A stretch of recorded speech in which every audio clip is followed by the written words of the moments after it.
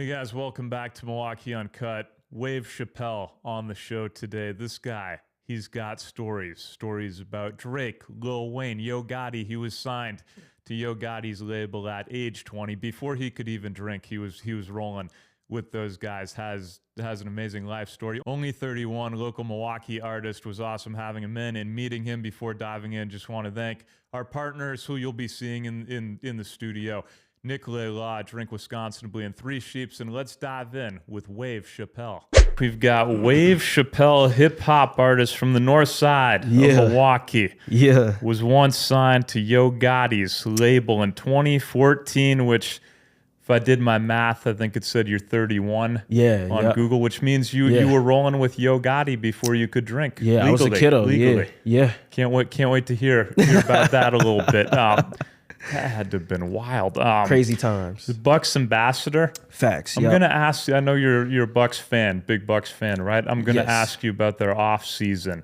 Yeah, as please the episode goes on. I have some opinions, and I would love to hear your take as well. I have no credentials to be talking sports, really, a casual fan's point of we view, could do that for sure. Millions of streams on Spotify.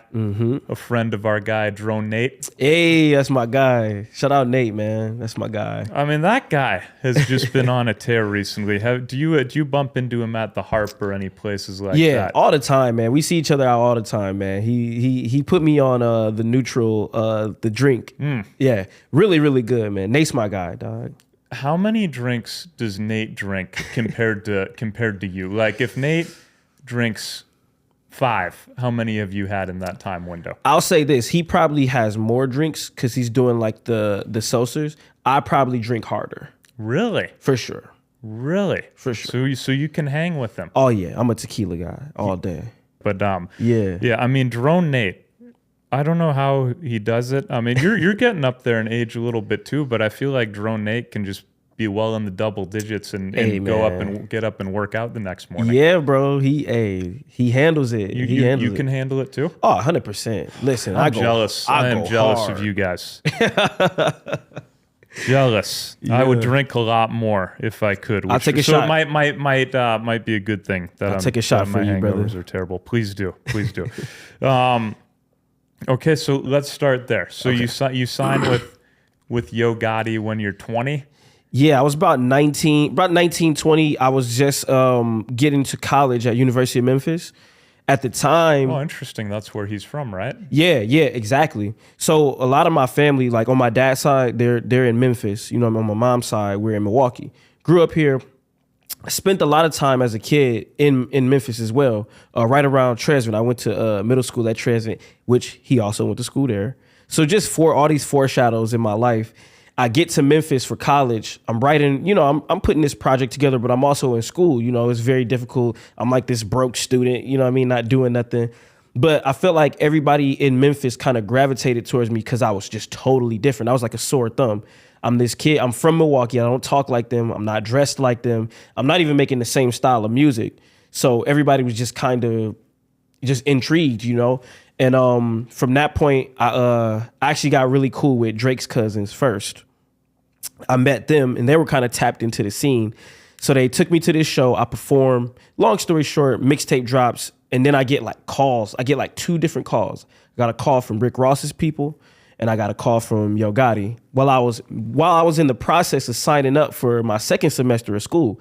So imagine this. You got this depressed college student filling out these, classes for the next semester, eating these cheap wings. And I get a call from Yo Gotti. He like, man, meet me at, he was making a restaurant at the time called Privé. And so again, we pull up, like mafia style, dim lights, dinner table. You feel me? Gotti has this raspy voice. He's like, yo, man, I believe in what you're doing. I just want to help. How can I help?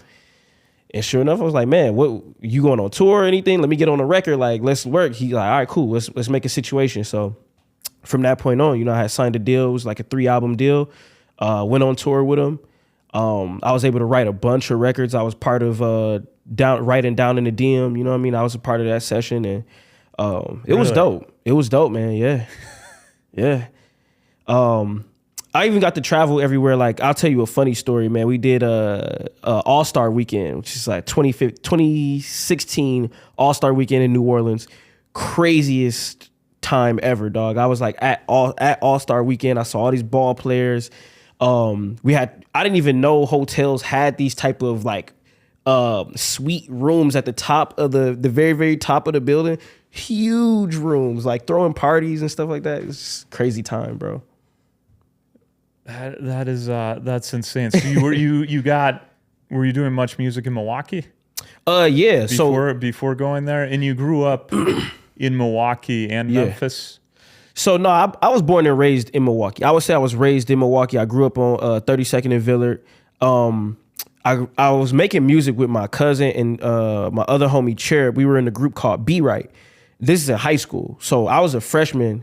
I have 3 Shepherd Express Awards before Wave Chapelle. So in high school, my freshman year, sophomore year, and my senior year, we won Shepherd Express Awards as Be Right. Just performing around Milwaukee. I was also a battle rapper. I battle rapped against Dana Kappa. He probably don't remember that, but I was literally like 16 years old. I battle rapped him at Miramar. So I was definitely into doing music already, like in high school, thanks to my cousin Seven, who like we would sit in our grandmother's basement. He just like pulled these beats up, and you know, he would just tell me I got it. Honestly, like really a lot of my career I owed to him at the very beginning because he was like the one pushing me to do it. I just did it as a hobby, but he just kept saying how good I was. So, you know, I kept attacking it. And then they let me in the group, you know, and they all older than me at the time. They like 17, 16. I'm like 14, you know, freestyling and doing this, that, and the third. And another fun story, in high school, I never went to prom. Never got a chance to go to prom. My girlfriend at the time, she broke up with me because I had a show the same day as prom.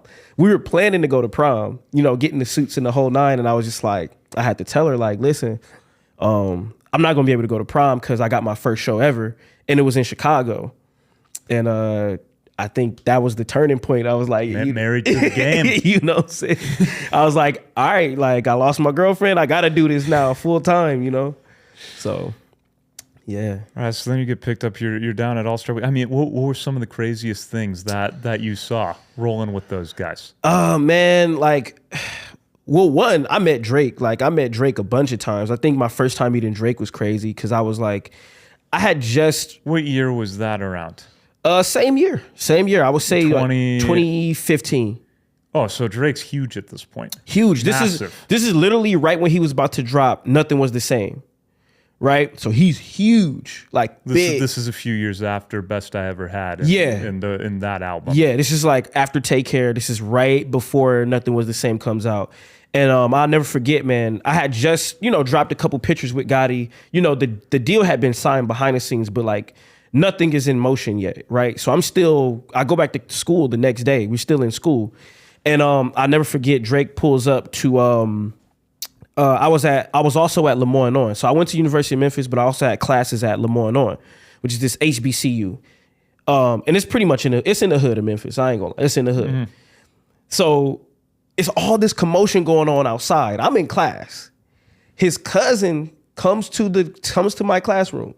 Now his cousin a little bit older than me. Like he my big homie at the time. He point to me. He like, you know what I mean? He waving me out the class. I'm like, all right, I gotta go. But I hear everybody like running through the hallways, whatever. I don't know what's going on. They're like, Drake is here. I'm like, Drake is here. I'm like, where? So his cousin come and grab me. He walked me to the bookstore. At the time, I have this, I had the Lemoyne-on hoodie on. I walk in and Drake's just like in there glowing. He's got the gold OVO chain. He's got a bunch of them on. You know what I mean? He's in this crazy outfit. And he just dapped me up. He's like, yeah, man, my cousin told me like you like the golden child, bro. Like he, you know, dapped me up. I got the photos too to back it up. And I had signed my sweater and I gave it to him because he needed like, you know, some memorabilia from the school. So I gave him my hoodie off my back. He proceeds to shoot the video that same day. So I'm with them the whole time, you know what I'm saying? And it was just a crazy time for me, dog, because this is like fresh off signing with Gotti, so. What video is that? Worst Behavior. Okay. Yeah, I'm in that video too.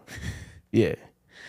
What's going through your head when all this stuff's happening? You basically go from No name college student. Yeah. And you're with Drake, kind of not at the height, basically at the height. Yeah. Yeah. It was crazy, man. I felt like I had jumped through a portal or something, like some type of, you know what I mean? Like I feel like, and I meant to say this too, moving to Memphis was such a difficult decision for me because I wanted to be in Milwaukee and stay with my group. Like they had basically kind of raised me as an artist. They taught me everything I know. And I really did not want to go to Memphis. I dreaded it. And the only reason I went is because my cousin was like, he grabbed me up, like hemmed me up. He's like, you gotta go. And from then it felt like I jumped through some type of portal to a different, you know what I mean? A different dimension. And that's all what was going through my head though was like, man, this is it right here. Like I'm in it. I'm in the middle of it. Did you get a bag when you got signed or how did that all work? Nah, I definitely got some money, but I purposely didn't sign for like a big crazy advance because one, I didn't want to lock myself into a long-term situation because I knew how young I was. I was only like 19 at the time. I knew I was young. I knew I was still learning about the business. And so, and also the way I make music, I'm not like I don't base my stuff off like one song or a hit, the idea of a hit. So I was just like, man, I just want to test this out. Let me test it out. And so, and shout out to Gotti for allowing me to structure my deal the way I did. I structured it where it wouldn't be like this long-term situation. But in return, I also didn't get just a ton of, I didn't make millions off the deal or nothing like that. But you went from being broke to being able to live. For sure. And not worry about getting by. For sure. And I was able to send my mom a nice check. You know what I'm saying? Nice. Like that was my main goal was like, hey, Mom, look, this is off music. You know what I'm saying? Like I'm doing it. You grew up in a single mother household? Mm-hmm. Absolutely. Yeah. Shout out Mom Dukes, man. Mama Wave. So you send your mom a check, and then how does it work when you're rolling with those guys to the clubs and to everything? It's lit, but it's also like everything is very how can you say it? Not necessarily uniform, but it's like militant almost. It's militant. You got to be like on your P's and Q's because you walking into these clubs. And I like to study Gotti because Gotti remind me a lot of Jay-Z because from his music, you would think he's like super, super lit, right? Like popping the bottles and this, that, and the third, but he's very locked in. He don't even drink for real, for real. People don't know that. He don't drink. The guy who was on the song Grey Goose. Yeah. Do I know you? Yeah. Yeah, he don't drink. Even like to the point where like in the club one time, he was like, yeah, like watch this. He keep his thumb over the bottle, hit the act just to give the idea, like it's like a movie. Mm-hmm. He wants people to have the idea that it's lit, right? So he's taking the Ace bottle, he tipping it up, but he not really drinking, you know what I'm saying? But he just be focused, you know what I'm saying? And so I really took that with me, you know what I mean? I paid attention to that the whole time to the point where I even didn't like to kick it too hard, you know what I mean, in front of him because I always wanted him to think that I was locked in and focused, you know what I'm saying?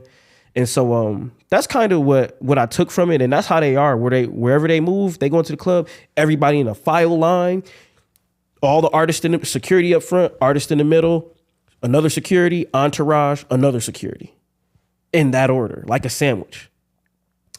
And but it was fun, like I said. And then you're usually going to the private bottle service area. Oh yeah, you walk through, you go to your section, everybody's taking pictures, lights up, you know what I mean?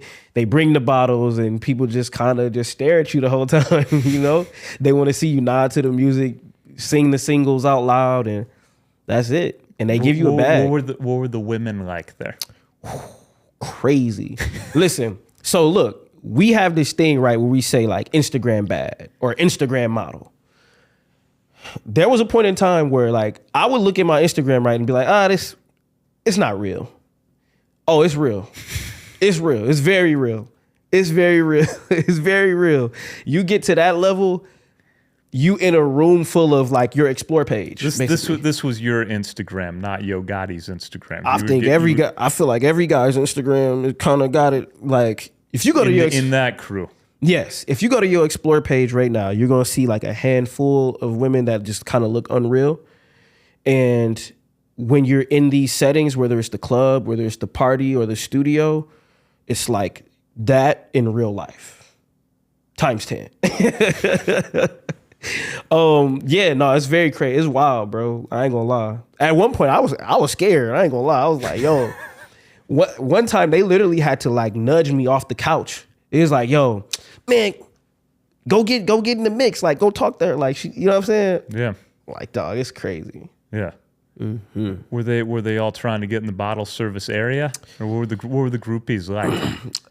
Yeah, the groupies do a lot of weird stuff, man. It's weird. Can you give the general listeners an example? Yeah, like I'll give a great example, man. I don't want to say who crib I was at, but it's nobody. You don't need to name any names. It's nobody controversial though. Like we know that. But I was just kicking it, right? You know what I mean? And I'm like, we in this mansion, we in a big mansion. And I had to go to the bathroom, right? So I was like, you know, in the mansions, like bathrooms are huge, right? I go in the bathroom and my guy who like, they would always send me with like a guardian angel almost. Like, yo, stay with the kid, stay with the kid. So I wander off though by myself. I go to the bathroom and I go to the urinal or whatever. And then there's this girl sitting on the sink, just sitting on the sink. Didn't say nothing, no words, no nothing. So I'm like, okay, I'm gonna just get in here, use the bathroom, and that's it. And she was just like, she's sitting there, and as soon as I start using the bathroom, she goes, "You're wave, huh?"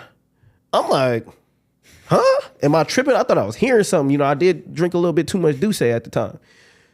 I'm like, excuse me? She's like, you're wave. I'm like, yeah, I'm wave. How do you know that? What's your name? She's like, you know who I am. I was like, I don't know who you are. And she gets to tell me her name. She's talking to me, but it's not registering me because I'm kind of lit, but I'm also like using the bathroom, you know what I mean? And as soon as she gets up off the sink, and my guy rushes in, the one they sent me to guard me. He's like, wave. He's like, man, I told you, man. He said, man, you can't be wandering off, man. He grabbed me up. He's like, man, you gotta watch them, man. You gotta watch them. But like just something simple like that, like you're using the bathroom and like you just sneak in, you just sitting on the counter. What are we doing? Now, don't get me wrong, she was bad, but it was weird. That has never happened to me. Yeah, bro. Can you believe it? I've never just walked into a bathroom in a mansion and had a woman just waiting on the sink. Listen, man, listen. For all my fellow listeners out there, man, if you ever walk in the bathroom and she's sitting on the sink, don't go in there. Dronate at the harp. Watch out. Watch out, my man. Beware of the lady on the sink. Any other crazy stories stand out from those days? Man, oh, I got tons of stories. I mean, I'll say this one. My pop wouldn't mind this one. So my pop was my manager at the time. My dad. Yeah. My dad. So we at this we're at this show, right? We're getting ready to do this show. Now, there's all these high-profile rappers at this show, so everybody has a clique, an entourage. There's YG over here, there's Young Jeezy, we're with Gotti, there's French Montana, right? So all of our entourages are kind of like trying to walk through this same area, right? Which show was this? I think we were in, I want to say we were in Vegas. I think this was in Vegas. And I can't remember the venue, but I know we were in Vegas. I know for a fact we was in Vegas.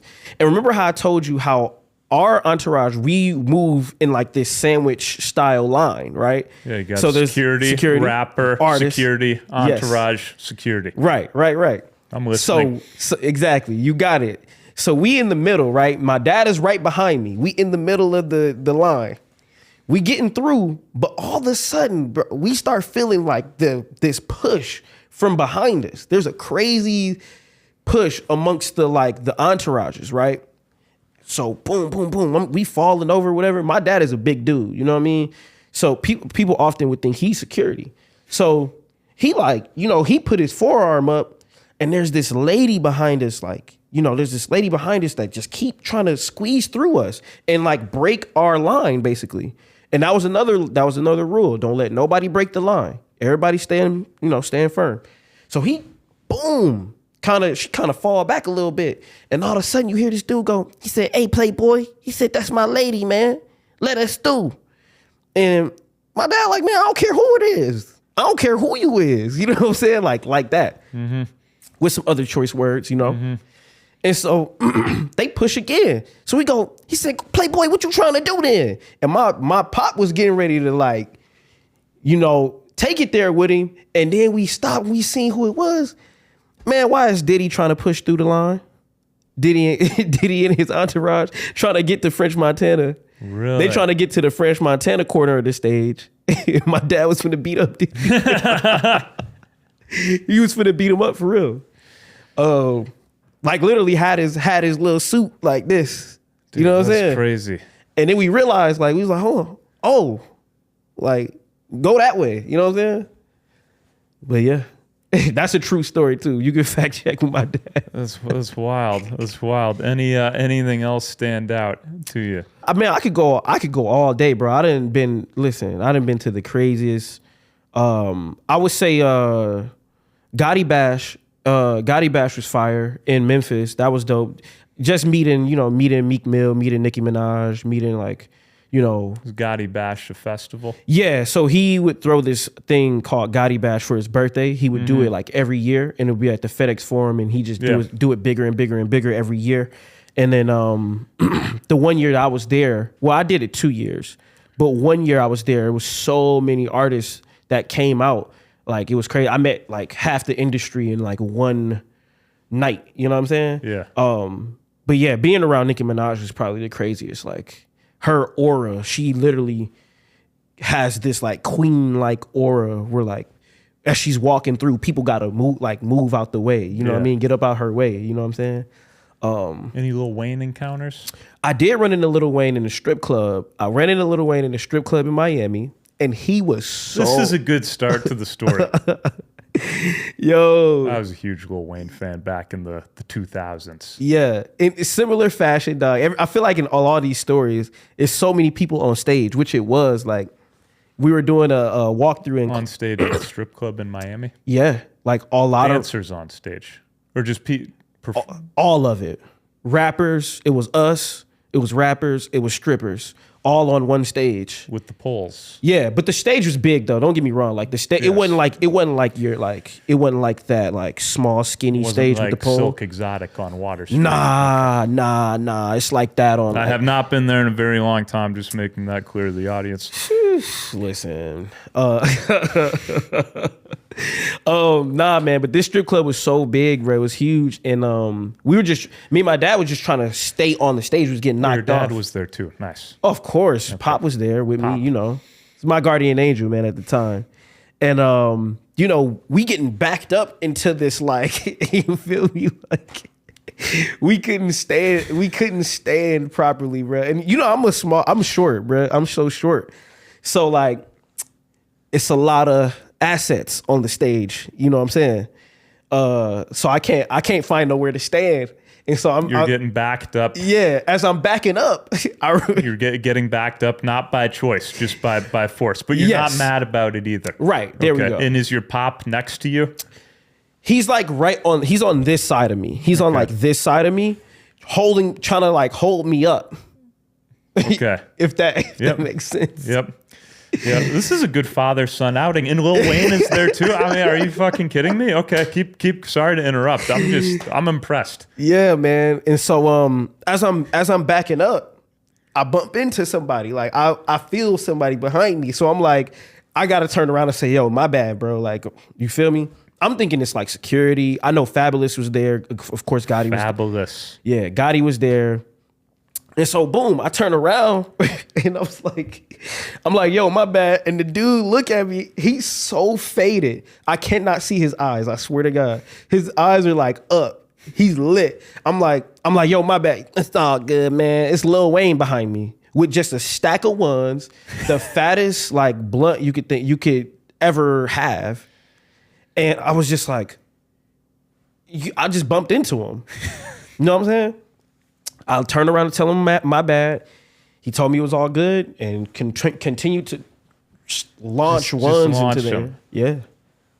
Man, what a life. What was this back in the early 2010s as well, 2015? Yeah, this is like, again. I know Wayne had some health scares around that time. Yeah, this was like I want to say 2015. Yeah. He was still on the Oh. scissor. Oh, of course. Don't drop that cup. What is in one of those cups? A very expensive amount of codeine and Sprite, probably. No liquor. No liquor, no. But it's so expensive, bro. I've seen people. Like how much we talking per cup? Per cup? Yeah. Couple bands. Oh, well, couple. You know what bands thousand. are? Couple thousand. Okay, yeah. I was going to say racks, but then I was like, wait, No. bands, racks. I was one of the like kind of rich white kids Okay, who okay, liked hip hop growing up. So I kind of know. Yeah. I'm not gonna be a poser, but I did like my rap music growing up. For sure. So yeah, it was a couple bands a cup for sure. I'm telling you, I've seen people spill Is that. it good? What do you feel like on that? Better than Oh, alcohol? you're taking me back, man. It's definitely I'm glad you're not still. It doesn't seem safe. Oh no, I'm off it. I'm off it for sure. But it's a body high. It's very sweet. If you like candy, like we were talking about cream soda the other day. Earlier. We were talking about orange creamsicle energy drinks. Yes. Nothing illegal. No, not at all. If you like cream soda flavored stuff, that's what it tastes like. Yeah. It's very sweet. So I'd love it. Oh, bro, listen, don't get me started. But don't do drugs. Don't do drugs. I'm not gonna. It's very expensive habit. I'm just intrigued. I'm learning a lot on this episode. This has been great so far. So it's uncommon. Or do people drink alcohol with that usually? Like they're going back and forth, or is it just if you're on the syrup, you're on the syrup? Nah, most times people that's drinking the syrup, they don't do the liquor. You know what I mean? They'll even like brag about not drinking liquor. Like, okay, this ain't no liquor. You know what I mean? They'll rap about it. Yeah. You know? So you had that era, and then you went independent in 2017, I believe. Yeah, I would say officially end of 2016. Okay. And that decision was inspired by Currency, which that's a whole nother story. So like real quick background. In order to get my last album out, I kind of leaked this song, right? I needed a record that had enough star power to it to like force the label's hand to like want to drop my album. I met Currency at South by Southwest. He was super, super cool. You know what I mean? He knew Gotti. So I asked him like, yo, you'll knock this record out for me. He gave me the verse. So of course, I create this SoundCloud. I created a whole new SoundCloud account, like a ghost account. I leaked the record. Now, Currency at the time, this is the blog era, right? So you're under Gotti's label at that time. But I was on my last album, right? So I leaked the song. Was that a good move or a bad move? Great move for me. Okay. Bad move for the label because, they wanted to make money they got to make money off the record.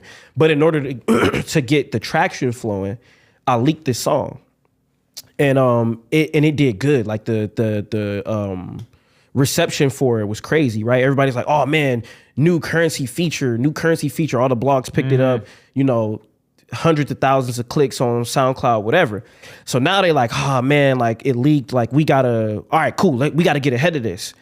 So then they put me on tour with Currency, and when they put me on tour with Currency, the whole tour, man, every stop, he would give me advice on how to do this thing independently.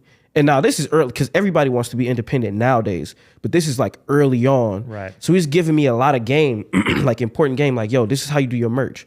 This is how you do an email list. This is how you interact with your fans. This is how you know what I'm saying? Just showing me that by the end of that tour, I was like, man, you know what? I could realistically do this. You know what I mean? I really feel like I could run myself as an independent. You know what I mean? And so that gave me the confidence to do it. And one conversation with Gotti, and he understood, like he was with it, because his whole thing is all about being your own boss at the end of the day. So he let you go. He let me go. Any bad blood or no? Not at all. Love? Not at all, man. He to this day he'll like a lot of my content. DM here and there, you know what I'm saying?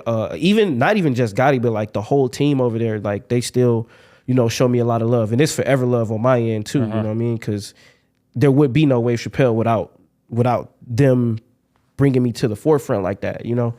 But yeah, 2016 is when I officially went independent. So that was about 8-9 years ago. Any are you happy with how things have played out, or anything you would have done differently looking back?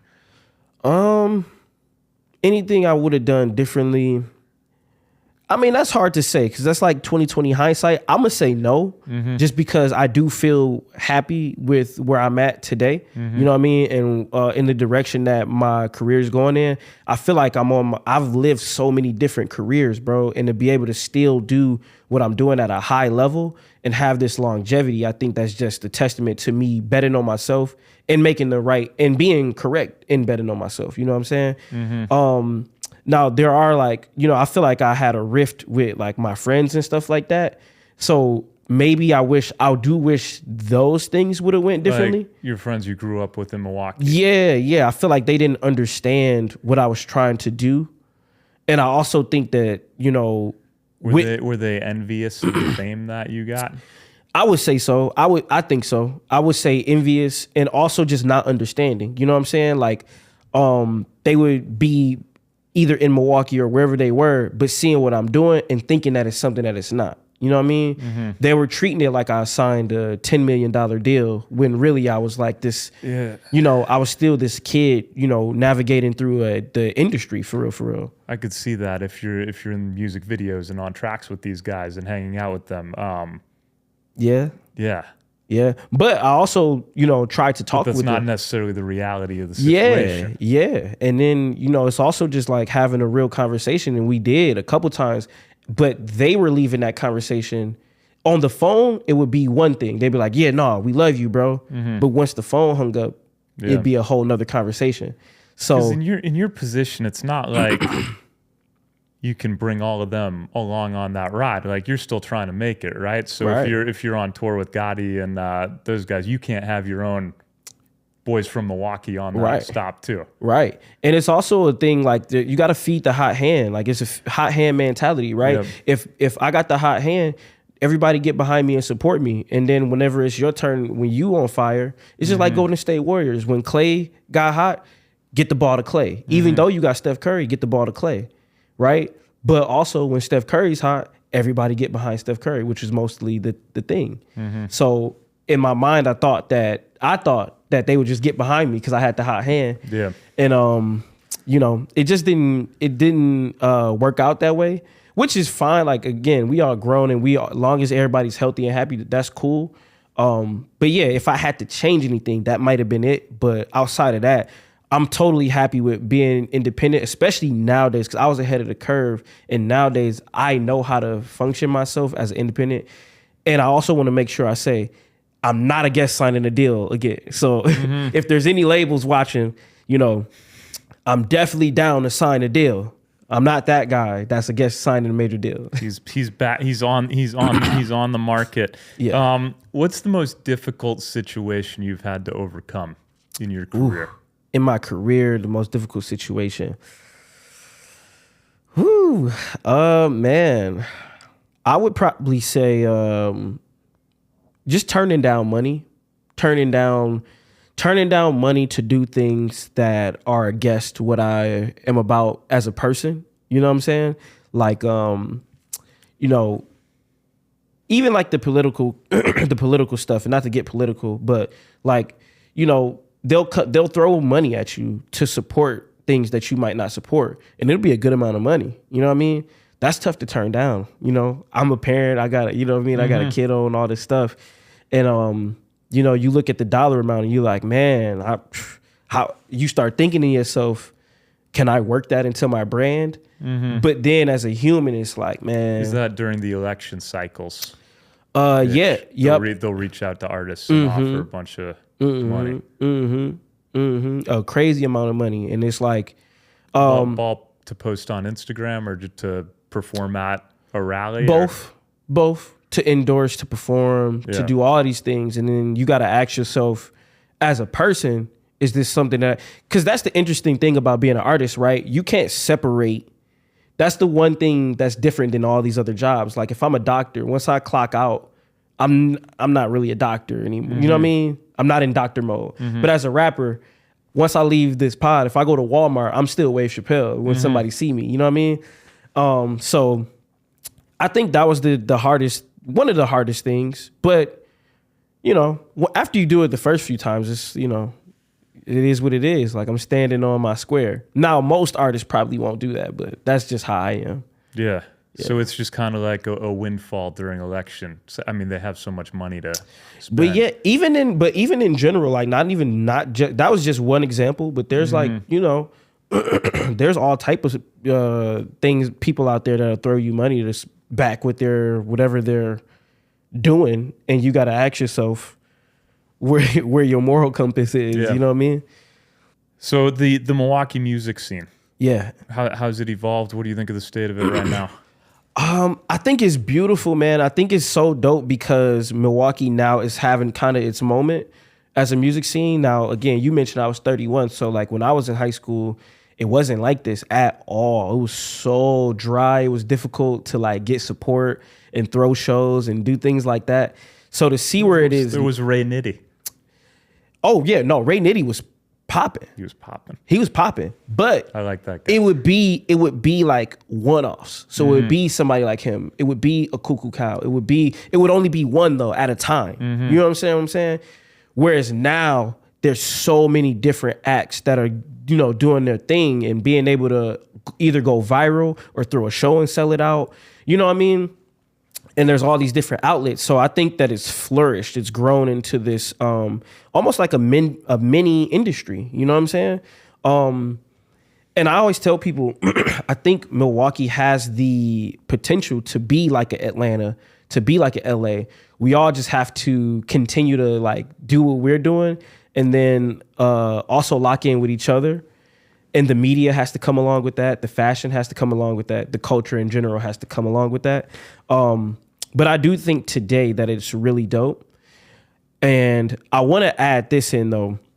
One thing that I noticed is there's a divide in like, as far as the Milwaukee hip hop scene, right? There's this Milwaukee sound that people kind of dub as the sound in the culture, which it is.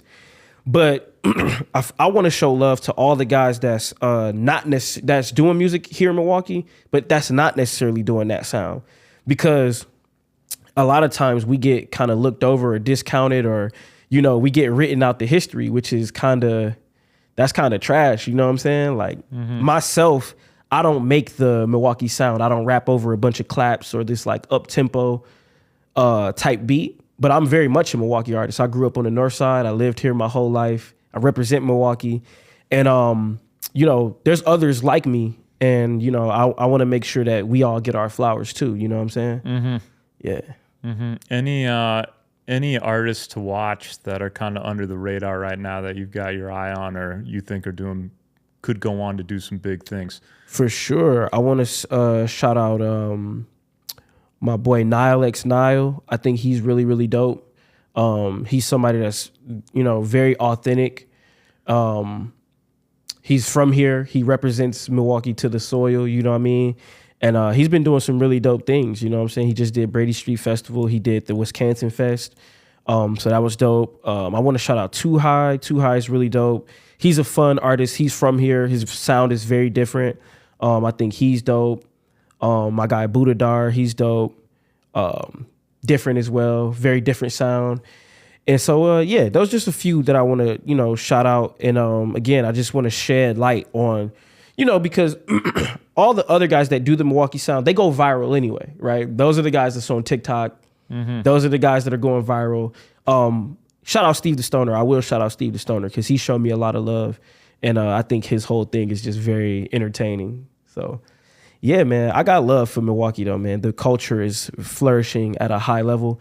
We probably are the hottest city as far as music and culture right now. We are the hottest city in Milwaukee. I mean, in the world. Yeah. Love it. You're a Bucks fan. What do you think about the last few months? Oof, man. Emotional roller coaster. If I had to say anything, is a big emotional roller coaster. Cause like, man, 1 minute we hopeful that, you know, Dame is gonna recover and he'll be back, and next thing you know, he's gone, and now we picking up players from the ops. What are we doing? I mean, just flat out. Like, I'ma just say it. We're picking up players from the ops. The Pacers are the ops. I hate the Pacers. I do. I can't stand them. And now we got Miles Turner. But I am hopeful. Because as long as we got the MVP, you know, all things are possible. But it's just like, man, my heart hurt. What do you think they should have done? If I'm the GM, if you're John Horst, how would you have played these cards? Speaking of cards, I feel like they have built a very fragile house of cards at this point. Oh, that's a bar. Yo, you might want to rap. You might should rap, bro. You do not want to hear me try. Nah, rap. that was a bar. You said, speaking of cards, they kind of built a house of cards with the ooh. Wave, you steal that one from me. It's all yours. Hey, on the house. I appreciate you coming down. Bet. I like that one. That was hard. But yeah, so like, if I'm him, man, first of all, I feel like we got this suicide squad of like guards. You know what I mean? Just random guards. First of all, go get Bradley Beal because he's clearly unhappy. He's at least a guaranteed 21 points. You know what I mean? That's reliable. He's still in his prime. And then that would have allowed Dame to rehab. Dame is a point guard. If he comes back, Beal at the shooting guard, Dame at the point, you know, next year. But even this upcoming year, Giannis would have been happy because we got a guaranteed, like, bona fide baller. You know what I mean? Like, right now, and shout out to the guys. I'm going to support regardless. But right now, I don't know if we have a legit guy that Giannis can hit the paint, kick it out, and they can knock down the three. I don't know. Scooter can get to the mid-range. That's fire. Even Cole Anthony, he can do some stuff. He's a baller. But we need certified marksmen. We need shooters. And we need guys that's not scared to take on the moment. And outside of Giannis, I don't know if we have that. Do you think there was an option where you could have told Giannis we're just going to suck this year and then we'll have Dame on an expiring contract and we can make some moves next year? If I'm being honest, I don't think that was an option because I do think there was also this feeling that we got to do something or Giannis is gone. Right? And I don't know that for a fact. I'm just saying that might have been the thinking, right? Because he's like, yo, like, all right, cool. Dame hurt. What we doing? The one thing I have not heard anyone talk about is what if they traded Giannis, got maybe a couple young future all-stars and a bunch of picks, and then Giannis would be free to come back in 3 years. Oh no. He could come back at age 33 with some gas in the tank to a loaded younger team. You're not feeling that? I don't think Giannis was coming. If he leaving, I don't think he's coming. LeBron did it. Yeah, he tried in Cleveland. He went to Miami, and then he came back. I feel and that. Then he left again. Okay, no, I feel that. I'm just saying that. I thought of that. I was like, they could get so much. But think right about now, the and heart. he could come back. Oh, the heartbreak. Oh my God! Just you saying trade. Oh, my heart skipped a beat. then he could go to a contender and then come back where he belongs. No, I feel that that would that would have actually been dope. No one would have been mad. He has given so much to the city. He is such a good guy. It would be hard letting him go because he's such a low ego, right? Good guy, right? Insane talent, but man, God forbid anything happens to him. So I think this. Now that we got Miles Turner and we do have Cole Anthony, those guys are. Was Cole the guy from the Magic? Yeah, that was a good pickup. Yeah, he's a baller. He's a baller. He's a low maintenance baller. Off year last year, but still 16 a game and a younger guy, 25, 26. Exactly. So I think that we do have, if something happens to Giannis, we still have a serviceable team. But I do like the unorthodox thinking though. Like we might need to get you in the office, bro. Like how do we get you? Assistant GM, like they did let me in for media day this year. Man, I was there. Nah, I got to sit in the, Oh, you was in there. back row. So yeah, I asked Dame a question. Got you. So we making some progress there. We're making some inroads. Yeah, you know what? Tough to get those guys on the show, but you telling me it's tough to meet them. I performed there like 4 or 5 times, and I only met like 3 players. Marquette team comes on a decent amount. Yeah. That's love. Yeah, that's love. Yeah.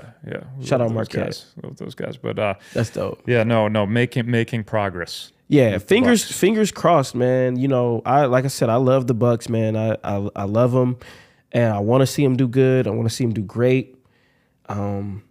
All I can say is, man, if you guys need a point guard off the bench, I'm available, man. 10 days. You ball back in the day? Oh, 10. What? Oh, I'm nice. Really? I'm not even gonna lie. I'm nice. There's a park called McGov Park. I am the McGov Park legend. No way. That's a fact. I'm the first. You go back there at all?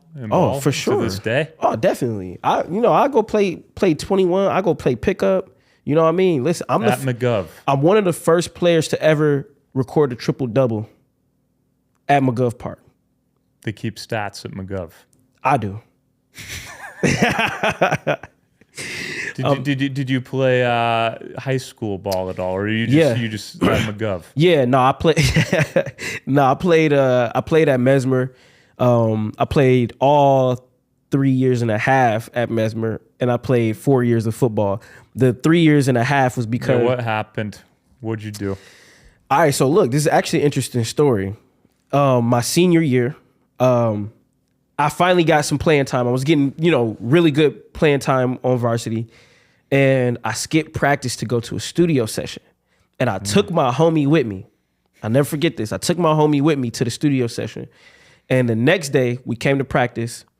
And, he was talking about it in the locker room. He was like, man, Dante was going crazy, man. He was in the studio, man. He was going off. Y'all got to hear these songs. Like, he was really like, yapping about it. You know what I'm saying?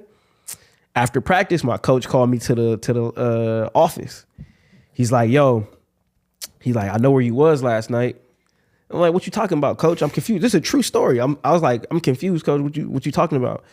He's like, yeah, man, I'll tell you it to you like this. He's like, sometimes life forces us to go in a certain direction. I'm like, what you talking about, coach? He's like, with that being said, I need you to turn your jersey in. He's like, I know you was at the studio last night. He's like, I think you love it, man. And I was like, I'm almost in tears because, mind you, I played all 3 years. Yeah. You know what I mean? I ain't got the varsity jacket. You were with that coach. Was that new coach or you had he was on board? It was a different coach. Okay. It was a new coach. Okay. But still, I was just like, bro, I've been part of this team like my whole life. Yeah. What are you talking about? Turn my jersey in. And man, he made me turn my jersey in. But that quote stick with me to this day. He said, "You respect him for doing that, or you?" Nah, I don't know.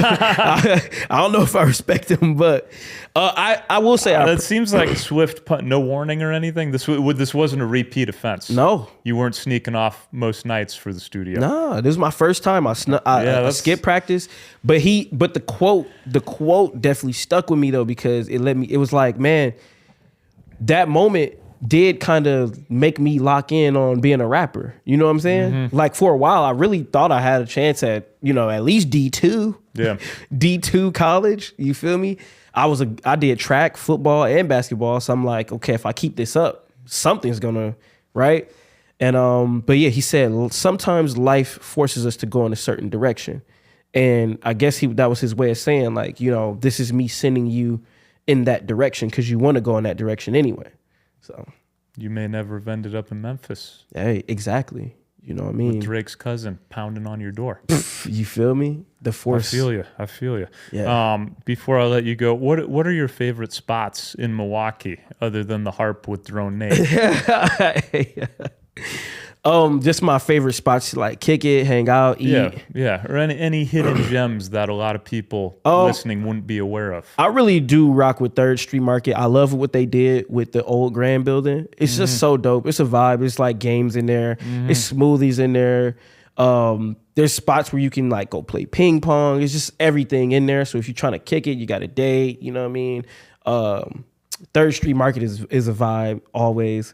Oh, I'm trying to think. What's the part of the lake across the bridge? Bayview?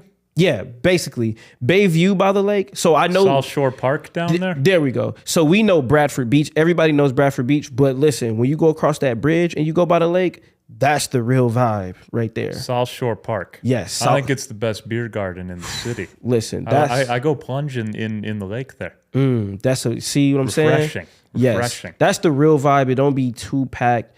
It's just so fire, bro. So yeah, if I had to give a hidden gem, I hate to, but I rock with y'all, so y'all can have that one on me.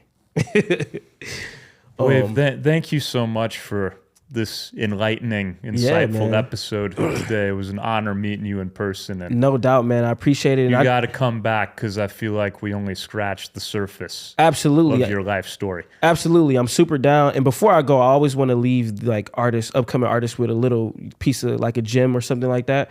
So I just want to say to all the upcoming artists out there, man, stay consistent, stay consistent, stay consistent. You want to be everywhere, baseball, you only get 3 swings to hit a home run, but with the new era that we in with content and music, and you can give yourself as many swings as you want to hit a home run. So don't be afraid to put the music out there. Don't be afraid to film that piece of content and upload it. Just keep swinging. You know what I mean? And one of those things is going to be a home run. So stay at it. Keep swinging. Keep swinging. Keep swinging.